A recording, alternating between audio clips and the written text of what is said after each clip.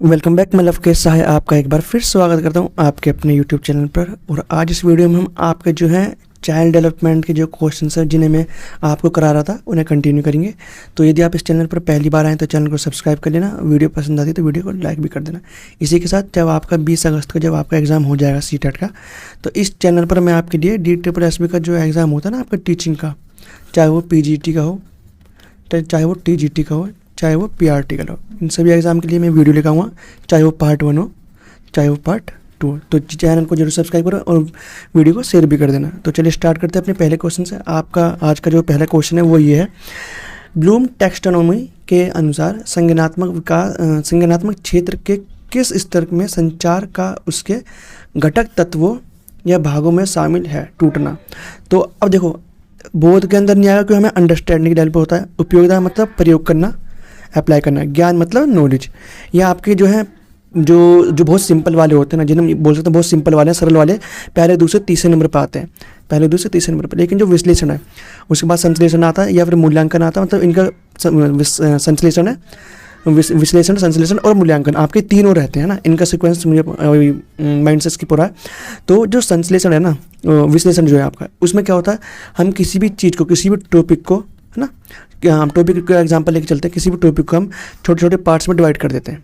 ठीक है, जैसे हम यदि एग्जांपल लें, यहाँ पर टॉपिक लेते हैं हम एनिमल्स के बारे में। ठीक है, EVS से लेते हैं हम। तो EVS में यदि हमें एनिमल्स के बारे में बच्चे को पढ़ाना है तो, और हमें समझ पैदा करनी है बच्चे में कि एनिमल्स कितने टाइप के होते हैं। तो देखो, ठंडे प्रदेशों में रहने वाले भी एनिमल्स होते हैं, मांसाहारी भी होते हैं, जिनके शरीर पर फर नहीं होते हैं ना, जिनके शरीर पर बाल नहीं होते वो भी होते हैं, और जो शाकाहारी भी होते हैं, पालतू भी होते हैं। तो आप इस तरीके से क्या करते हो, विश्लेषण करते हो, मतलब टुकड़ों में बांट देना चीज़ों को, और तब उसको समझने की कोशिश करते हो आप किसी चीज़ को। ठीक है, जैसे यदि आप पढ़ते हो, आप चाइल्ड डेवलपमेंट पढ़ते हो, हम चाइल्ड डेवलपमेंट को ही ले लेते हैं।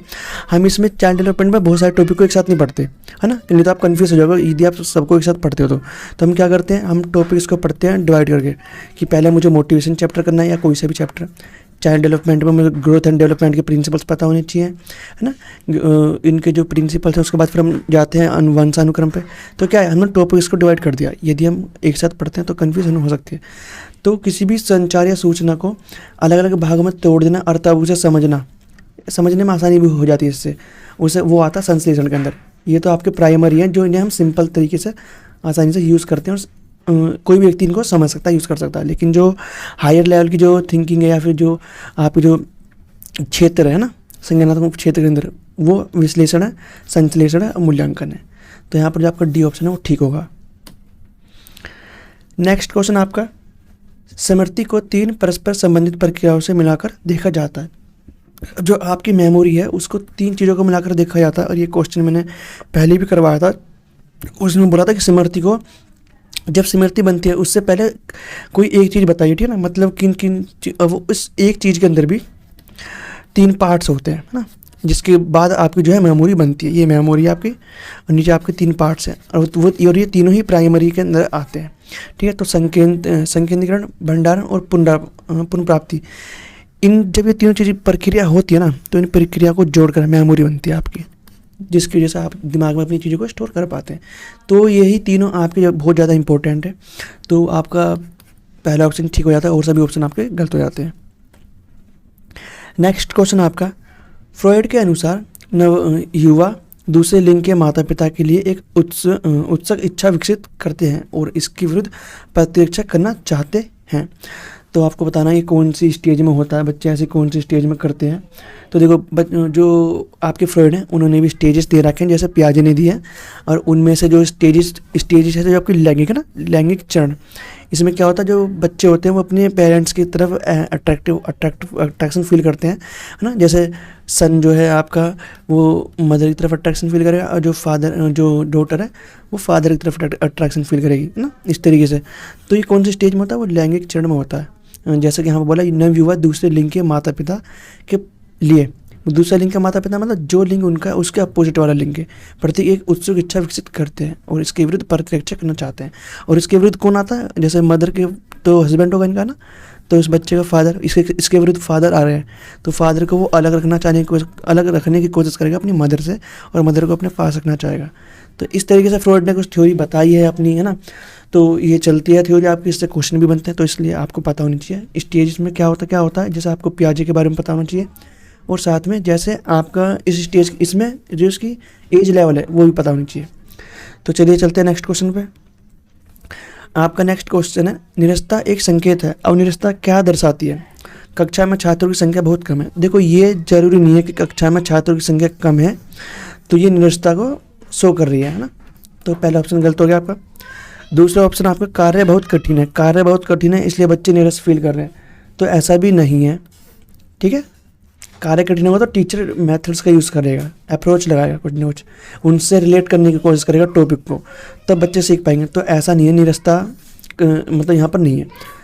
सी ऑप्शन आपका, कार्य बच्चे के लिए यंत्रवत रूप से पुनरावृत्ति बन गया है। अब पता क्या हो गया, जो कार्य बच्चा बार बार कर रहा है एक ही कार्य को, ठीक है, मतलब बार बार एक ही चीज़ को करे जा रहा है। कोई चैप्टर पढ़ा, फिर उसने वही चैप्टर पढ़ा, फिर उसका टेस्ट लिया, फिर उसमें नंबर कम आए, फिर उसने फिर चैप्टर पढ़ा, तो क्या कहीं ना कहीं ये चीज़ है कि बच्चा ना एक चीज़ को पढ़ते पढ़ते ऊब भी गया। जैसे कि आपके साथ भी कई बार हुआ होगा, जब भी आपका कोई एग्ज़ाम आता है तो आपको पढ़ना पड़ता है ना, सेम टॉपिक पढ़ने पड़ते हैं। जैसे जर्नल, यदि हम देखते हैं जर्नल की बात करते हैं, हम जर्नल टॉपिक्स की सब्जेक्ट की बात करते हैं, तो मैं आपका मैथ आ गया, ठीक है, इंग्लिश आ गया, हिंदी आ गया, आपका जीएस आ गया या जीके, है ना।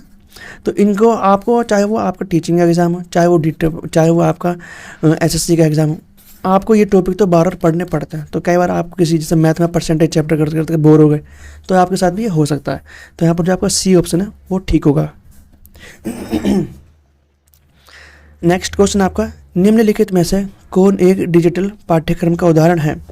तो आपको बताना डिजिटल पाठ्यक्रम का उदाहरण कौन कौन सा। देखो, ऑनलाइन पाठ्यक्रम, ऑनलाइन आपको बुक मिल जाती है ना, जैसे आप जो बीए जो लग करते हैं, बीए या फिर जो बीकॉम करते हैं ना इग्नू से या फिर सोल से, है ना, इस तरीके से या डीयू से करते हैं, तो क्या होता है उनकी ऑनलाइन अब बुक्स मिलती है, उनको घर पे वैसे नहीं आती, ठीक है। अगर ख़त्म हो जाती हैं बुक्स तो वो ऑनलाइन पढ़ सकते हैं। डिजिटल और ऑनलाइन कार्यक्रम, डिजिटल और ऑनलाइन कार्यक्रम के अंदर आपकी टीचिंग आती है, टीचर्स आपको डिजिटल तरीके से पढ़ा रहे हैं, ठीक है, चाहे वो यूट्यूब पे हो, चाहे वो आपको गूगल फॉर्म पे हो या कहीं भी हो। गूगल फॉर्म से तो फॉर्म पर तो इन डिटेल्स लेते हैं, तो आपका ये भी ठीक है। ये पाठ्यक्रम पुस्तक है, तो ये भी आपका ये भी वही है, इसी तरीके से ऑनलाइन पाठ्यक्रम, है ना, आपको ई पाठ्य पुस्तकें मिल जाती हैं, ई बुक मिल जाती है ऑनलाइन, तो ये भी है। लेकिन लाइट पेन जैसा मैं यूज़ कर रहा हूँ, एक पेन है ना, तो यहाँ पर जो आपका डी ऑप्शन है वो नहीं होगा, फर्स्ट सेकंड और थर्ड जो ऑप्शन आपके वो ठीक होंगे। तो फर्स्ट सेकंड और थर्ड बी ऑप्शन में, तो बी ऑप्शन आपका यहाँ ठीक हो जाएगा। नेक्स्ट क्वेश्चन आपका, शिक्षण प्रदान करने हेतु निम्नलिखित में से कौन सी तकनीक प्रस्तावित की गई है? तो मतलब बच्चों को पढ़ाने के लिए, निर्देशन देने के लिए, है ना, कौन सी तकनीक बच्चों को पढ़ाने के लिए हम कौन सी तकनीक का यूज़ कर सकते हैं?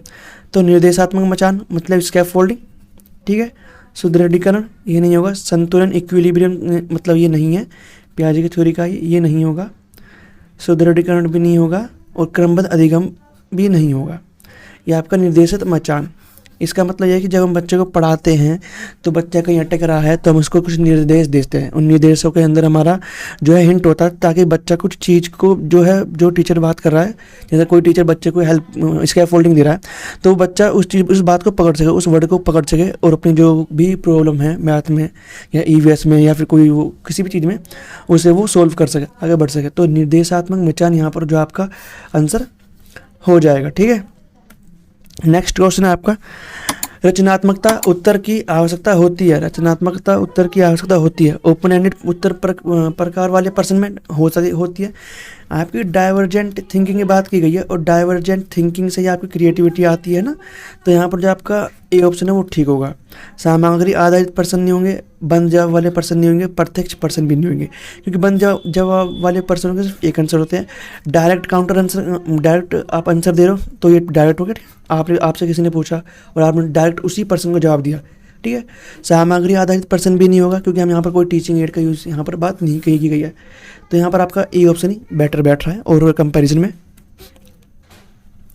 नेक्स्ट क्वेश्चन आपका, किसने कहा कि शिक्षा को एक सामाजिक प्रक्रिया के रूप में देखा जाना चाहिए? तो देखो ऐसे कोटेशन आपकी आती रहती हैं।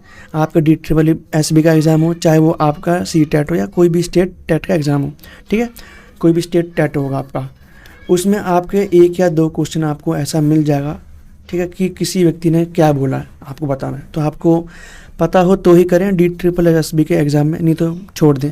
और CTET में तो आपकी नेगेटिव मार्किंग है ही नहीं, तो आप तुक्का मार दीजिए, क्या पता सही चला जाए। तो यहाँ पर जो आपका आंसर वो होगा जॉन डीवी।